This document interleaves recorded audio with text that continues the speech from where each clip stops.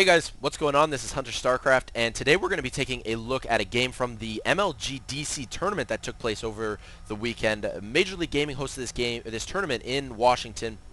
Lots of high caliber players featured in this tournament. This is going to be a semi-final matchup. Only 4 players left in the tournament, with the exception of the losers bracket, of course. IdrA spawning at 12 o'clock position as the red Zerg player, and his opponent going to be KiWiKaKi. KiWiKaKi, probably the lesser known of the 2 players, but you know what? This player here actually came second place in the Raleigh, North Carolina MLG tournament. Battled his way through the losers bracket, playing a lot of matches. It's not easy to make your way through the losers bracket, but he did. Unfortunately, he did lose in the finals, but very strong showing by this Protoss player, so I'm expecting this to be a good game. This was known to be one of the more competitive series in this weekend's tournament, so should be a good match, and I'm looking forward to casting it.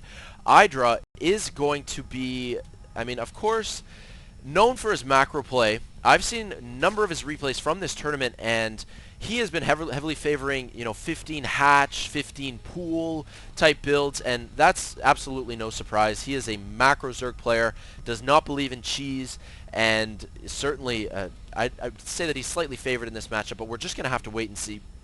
All I know about this series is that, both players lose games. It's a very close series, so I'm looking forward to seeing what this game has in store for us. We do have a Forge going up, so sort of the beginning of a wall-off. Not easy to wall off such a large choke point, so I'm wondering what build we're going to have. There's always the Forge fast expand, but I don't think that is going to be the case in this game. Pylon going up behind the mineral line, so it looks like, in fact, we are going to see some cheese. As soon as that Forge completes, as soon as the pylon completes, rather, we are going to have a cannon going up, and the hatchery is not going to have a lot to defend. Turning on the health bars for you guys, we do have the spawning pool that is only about 25% complete. So by the time this photon cannon completes, there are not going to be any Zerglings, no queens, nothing really to sort of ambush this type of cheese play, and I do believe that this hatchery is going to be forced to cancel. It's positioning the Overlord on the high ground here. And yeah, just getting that early extractor. I'm wondering how many workers is he going to put on the extractor right off the bat. We do have 3, so it looks like we are probably going to see relatively early metabolic boost, getting that Zergling speed. This Overlord for IdrA is going to see the follow-up gateway, of course, pretty standard there, and I'm sure there's going to be a cybernetics core going down in a minute. Now, this was canceled, so the first few photon cannon shots did inspire cancellation by IdrA.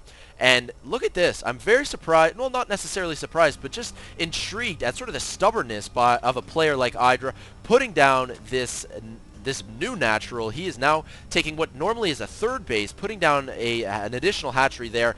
Very stubborn, but you know what? You got to sort of admire that. He's saying, I'm not going to resort to 1-base Zerg play. I'm putting up that expansion anyway.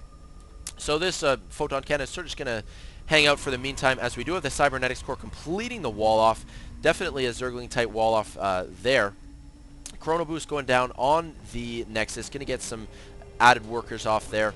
And this worker, this probe on the high ground, made his way up here, and IdrA definitely doesn't know about it. He's got 2 Zerglings idle right here. I'm sure if IdrA knew, he would send them to kill the probe. But yeah, so we're just going to have to see sort of how that comes into play from now on. Inject going down on the hatchery. We're probably going to see some creep tumors soon. Very important to spread the creep, and especially in this situation because, the second base for IdrA is just so far from his main. He's got to get that creep spread going, getting that metabolic boost, as I had anticipated earlier. And yeah, so sort of maintaining some probes, getting that early lair tech as well, and getting the lair tech at this 3 o'clock expansion, going to be a little bit more robust. Especially with that new patch adding hit points to the hatchery and the lair. Which I will mention as well, I'm wondering to see how it will come into play this game. Roaches now have 4 range, so that is definitely something IdrA was jumping for joy when he heard about, as we do have a Roach Warren on the way, and the timing of that, just begun a moment ago, but the metabolic boost is going to be completed any second. Now, taking a look at KiWiKaKi's base, chrono boosting warp gate research, one of the most vital things to chrono boost early game, and he is going to do a 4-gate, so it looks like he is going to be living up to his name. Day9 dubbed him King of the 4-gate, I think after that rally tournament. Yeah, so he's actually going to be getting an expansion as well, putting up that Nexus, and going to be, yeah, sort of capitalizing and pressing his early advantage. That was the cancellation that we saw a moment ago. But I'm interested to see this 4-gate pressure. We do have a pylon that went up, so that's why KiWiKaKi tucked this probe away. And no one knows about this pylon except for KiWiKaKi and the automaton at this point. But we do have 4 stalkers in play. Nice reaction by IdrA. Pulls his drones off the line right off the bat, right away. He's not going to lose any drones early.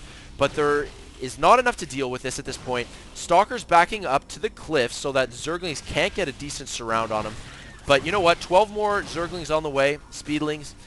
Roaches as well as Glial Reconstitution. Ooh, these Zealots arriving on the scene just in the nick of time to back up their Stalkers. Going to get some slicing in on those Zerglings. One Stalker does go down. The Roach arriving on the scene. Another Stalker went down a moment ago. All the shields depleted of these Zealots, and I mean Stalkers as well for that matter. But, you know, try to stay on the creep. Very important for the Roaches and the Queen as well. But you know what? These drones forced to get in the mix as well, as there are reinforcing Zerg units coming down from the main. These Stalkers sort of forced back, and I'm sure that the pressure is going to continue. This Stalker taking a lot of hits before it even gets warped in. And these Stalkers are pretty much naked at this point. The Zealots do get taken out. 5 Stalkers remain. An additional Stalker getting warped in. And it looks like these Roaches are looking to engage. There are some Roaches and Speedlings that just came from behind. And you got to get some good kiting action here. You know what? I don't really like this play by KiWiKaKi. He's taking a lot of extra hits by those Roaches. He could have kited them a little bit better, as Stalkers do have a range of 6. And, you know, you can use that to kite Roaches. Speedlings getting some decent surrounding on these Stalkers, getting a lot of shots in. Queen, you know, trying to protect the swarm as well. And getting surrounded. I mean, the Zealots and Stalkers, I think this might be just about it, as this was an excellent reaction by IdrA. Really getting units into position, spreading the creep, getting the speed boost, sending Zerglings out across the map at this point. And I'm not sure I agree with warping in units on the high ground. It's a lot of extra resources and, I mean, food as well, that I'm not sure how, you know, effective those units are going to be or how they're going to come into play. Ooh, continuing to warp them in. I have to say, I do not agree with that. And taking a look at KiWiKaKi's vision, he does know about these Zerglings. That is not where he should be putting a pylon. He should, yeah, there you go. He puts one up here. And you know what? Supply blocked as well. So you know what? KiWiKaKi's getting pretty flustered at this point. After his, you know, 4-gate pressure was kind of nullified, he has been supply blocked for quite a while there, over 30 game seconds.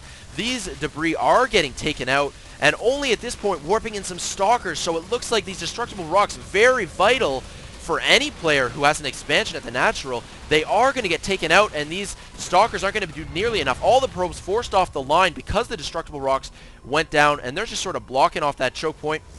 All at the same time, the upgrade for ground weapons might not be able to get completed, as the shields are being depleted quickly by these Roaches. And this, you know, might be the 4 range coming into play as well. If they were forced a little bit closer, maybe that photon cannon could get shots off. But it's not going to be the case. That forge is going to go down.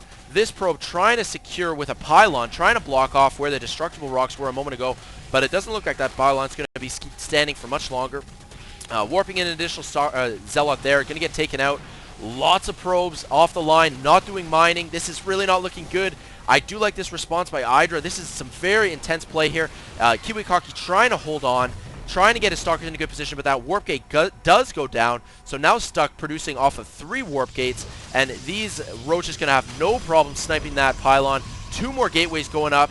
Going to try to clog up this natural expansion, but these Speedlings getting into position, getting a good surround on the Stalkers. And this is definitely also where the range for increase for Roaches, as, I mean, they're all getting shots off. That acid is just traveling that much further, taking out countless probes, taking out a lot of these Stalkers, and I'm not sure if there's going to be a lot more that KiWiKaKi can do in this situation, and that is it. KiWiKaKi does call GG, so he does lose one of the semifinal matchups. This series isn't over. It's definitely a good series. Don't want to spoil anything for you guys who haven't checked it out, but nonetheless, I hope you guys enjoyed this game. It's definitely some back and forth action. I wish we saw KiWiKaKi preserve these destructible rocks. Maybe, you know, not warped in so many units that, you know, didn't do a whole lot. We can see idle Stalkers over here even. So yeah, just a couple mistakes. KiWiKaKi got flustered after his 4-gate pressure was nullified. But nonetheless, hope you guys enjoyed the game. And this is HunterStarcraft here saying peace out.